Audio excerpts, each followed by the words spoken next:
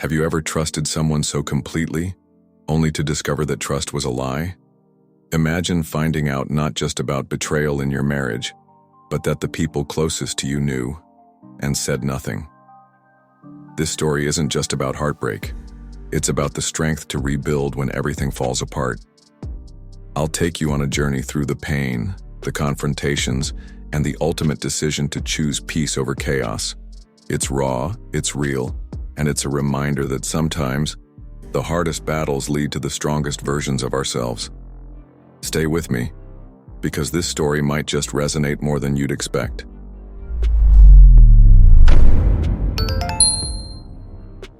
I don't know what hit me harder that night. The text I stumbled upon, or the realization that some of my closest friends had known all along.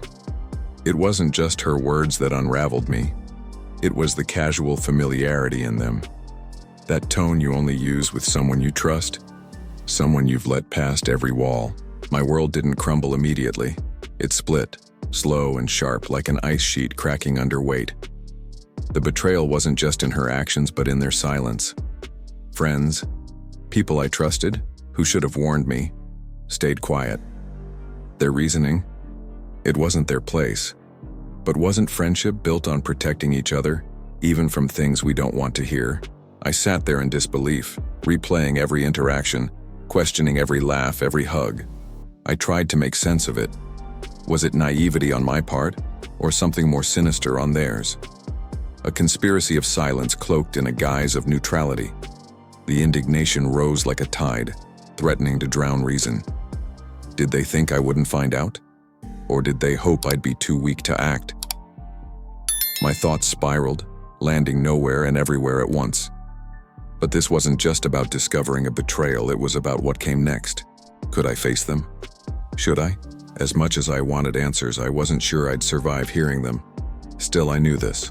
Something had to be said. The silence couldn't go on. The first confrontation was anything but graceful. I remember walking into that coffee shop with a purpose, heart pounding like a war drum. They were there, seated like nothing had happened, laughing over trivialities. How could they laugh knowing what they'd kept from me? I didn't bother with pleasantries, I went straight to it. Their faces dropped as soon as I said her name. Excuses poured out like a dam breaking. They claimed they didn't want to meddle, didn't want to take sides. One of them even said they hoped she'd come to her senses before I found out. Really? Did they think turning a blind eye was some kind of virtue? Every word felt like another betrayal, a deeper cut. There was no apology, just justification. I felt my voice rising, my patience fraying. "Do you even hear yourselves?" I snapped. "You let me live a lie because it was easier for you." They fidgeted, looking at each other for support, but none came. Their silence stung almost as much as her deceit. It was as if their loyalty had been parceled out, and I was left with nothing. By the time I left, I knew I couldn't keep them in my life. Friends don't stand by and watch you drown. Cutting ties wasn't easy, but it was necessary. As I walked away, I felt lighter and heavier all at once, wondering how many more relationships I'd have to sever before this storm passed. It didn't take long for her name to become a ghost that haunted every room I walked into. No matter where I went, someone always found a way to bring her up, like poking a wound that refused to heal. At first, I tried to politely change the subject, but politeness wore thin fast. How could people not see the damage they were doing? Eventually, I had to set boundaries, firm ones. "I'm not talking about her," I'd say, and if they pressed, I'd leave. It wasn't about being dramatic, it was survival. I couldn't move forward while everyone around me kept dragging me back into the wreckage. Staying in those conversations felt like stepping on shards of glass, every step more painful than the last. What surprised me most was how many people didn't get it. They'd insist I needed to talk it out, or that avoiding the topic would only make things worse. But they weren't living my life. They didn't see the sleepless nights or feel the knot in my chest every time her name came up. They weren't the ones piecing their identity back together from the rubble. Each time I walked away, it got easier. Protecting my peace became second nature. And yet, with every departure, I couldn't help but wonder, how many more people would I have to leave behind to finally feel whole again? Still, One thing was clear. I'd rather be alone than stay trapped in conversations that kept me tied to her shadow. Filing for divorce felt surreal, like signing a contract to close a chapter I never wanted to end. I approached it with fairness in mind, offering a division of assets that reflected what we'd built together. But the moment the papers were in her hands, fairness became a foreign concept. Her resistance was immediate, sharp, and unyielding. The negotiations felt like a battlefield. Mediation was supposed to bridge the gap, but every session felt like walking into quicksand. Her demands weren't just unreasonable, they were laced with the same entitlement that had brought us here in the first place. I wanted to scream, to ask how she could still expect so much after giving so little to our marriage in the end. Arbitration offered no relief. Each meeting dragged on, tense and fruitless, with neither of us willing to yield. My patience wore thin, but my resolve remained unshaken. This wasn't about winning. It was about ending. Every refusal she gave felt like a desperate attempt to cling to something already gone, like trying to hold water in cupped hands. Still, every clash left me drained. I'd leave those rooms feeling like I'd lost more than I'd gained, questioning if closure was even possible when so much of what we'd built had crumbled. Yet deep down I knew this was the only way forward. No matter how messy, no matter how long, the end was coming. It had to. The suggestion came as a surprise, though maybe it shouldn't have.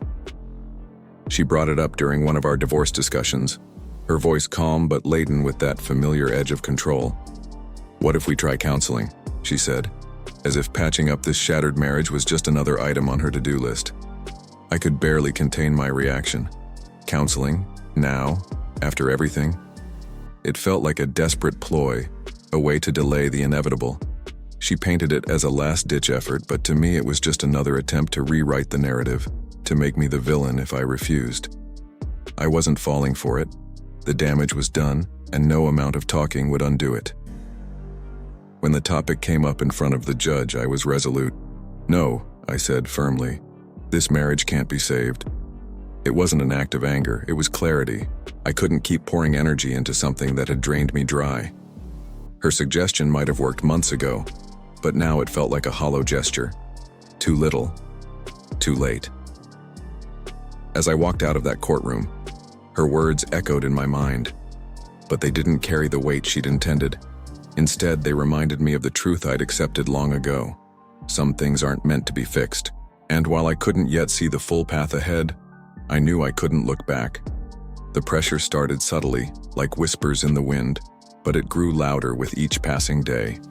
Mutual friends, family, even distant acquaintances chimed in, urging me to reconsider. "She's trying," they'd say, as if that erased the months of deceit. But I wasn't budging. My mind was made up, and no amount of emotional maneuvering could change that.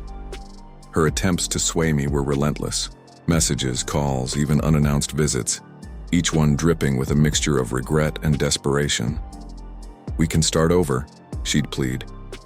But I'd heard enough empty promises to recognize them. Each time, I'd calmly remind her, this wasn't about hate or anger. It was about self-respect, about holding on to the dignity she'd already chipped away at. The hardest part was standing firm when emotions ran high. There were moments I questioned myself, wondering if I was being too harsh, too cold. But then I'd remember the nights I spent feeling like a stranger in my own home, the lies, the betrayal. Forgiving her might have been possible, but reconciliation, that was a line I couldn't cross. I knew some people thought I was being heartless, but I also knew my limits. Staying would have meant betraying myself, and I'd already been betrayed enough. Each decision, each boundary I reinforced, was another step toward reclaiming the life I wanted, the life I deserved. No matter how painful, I wasn't turning back. The betrayal wasn't just a moment. It was a fracture that rippled through everything I thought I knew about love.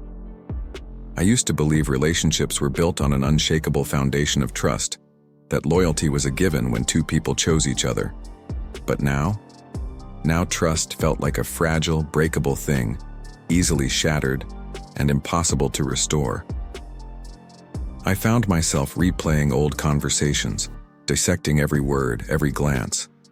Had the signs been there all along, Or had I been blind to them? It wasn't just her actions that haunted me. It was my own naivety.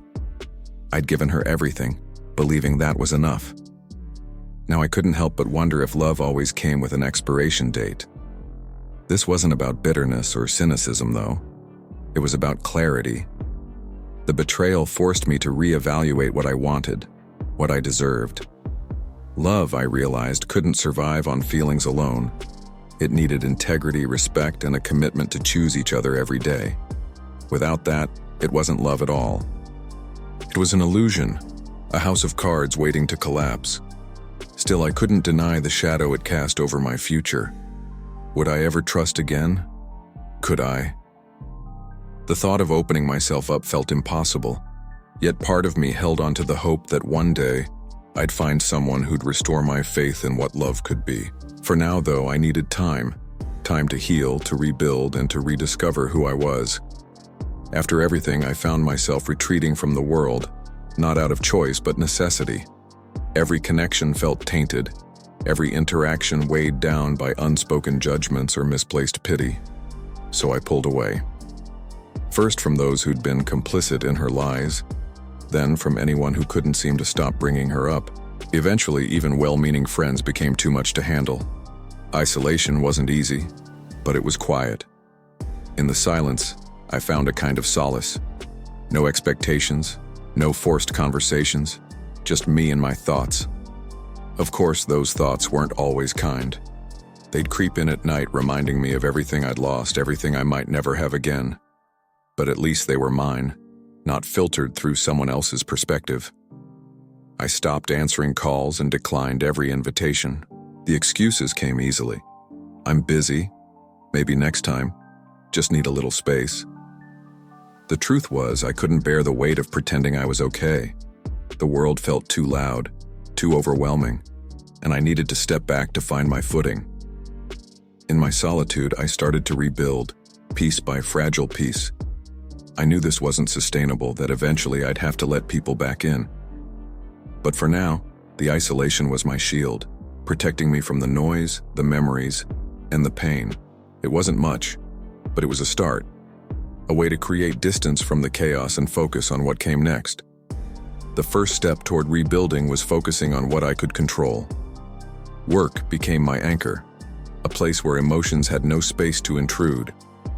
I threw myself into projects, tackling each task with a determination that surprised even me. The more I accomplished, the more I felt like I was regaining pieces of myself that had been lost in the chaos. Outside of work, I started finding small ways to create stability. Simple routines, morning runs, cooking meals, organizing my space, became acts of defiance against the mess my life had become. It wasn't glamorous or groundbreaking, but it was mine. Each little victory felt like a step closer to reclaiming my identity, piece by painstaking piece. Socially, I stayed on the sidelines, but that didn't mean I was stagnant. Instead, I poured energy into hobbies I'd neglected for years, things I once loved but had set aside in the name of us. Rediscovering those passions reminded me of who I was before everything fell apart, and for the first time in a while I felt glimpses of joy. Still, there were moments of doubt. Was this enough? Was I enough? The questions lingered, but I didn't let them consume me. Progress wasn't linear, but it was progress nonetheless. With each passing day, I felt a little stronger, a little more grounded, and though the path ahead was uncertain for the first time, it felt like it was truly mine to walk. As time passed, the clarity I'd fought so hard to find finally settled in. Forgiveness, I realized, wasn't about her. It was about me. But forgiveness didn't mean reconciliation, and it certainly didn't mean forgetting. Going back to her would have been the ultimate betrayal, not of her, but of myself. I couldn't undo the past, but I could honor my future. There were moments when the pressure to reconsider lingered like a faint echo. People would say, maybe one day, or you might change your mind. But I knew better. Some doors, once closed, should never be reopened. I wasn't angry anymore. I was resolved. Holding on to my peace meant letting go of any lingering hope that things could be different. The decision wasn't just about her. It was about defining my boundaries, reclaiming my values, and refusing to compromise on what I deserved. Love wasn't supposed to hurt like this, to leave you questioning your worth or second-guessing every decision. Letting go of her wasn't just an act of closure, it was an act of self-respect. As I stood on the other side of the storm, I felt a sense of bittersweet relief. This wasn't the ending I'd envisioned when we began, but it was the one I needed. Moving forward wouldn't erase the scars, but it would remind me of what I survived and what I refused to accept. The story was over, but my life was just beginning. Keep watching our stories by clicking on one of the videos that appear on the screen, and don't forget to subscribe to the channel and turn on notifications to be alerted about new videos. See you next time.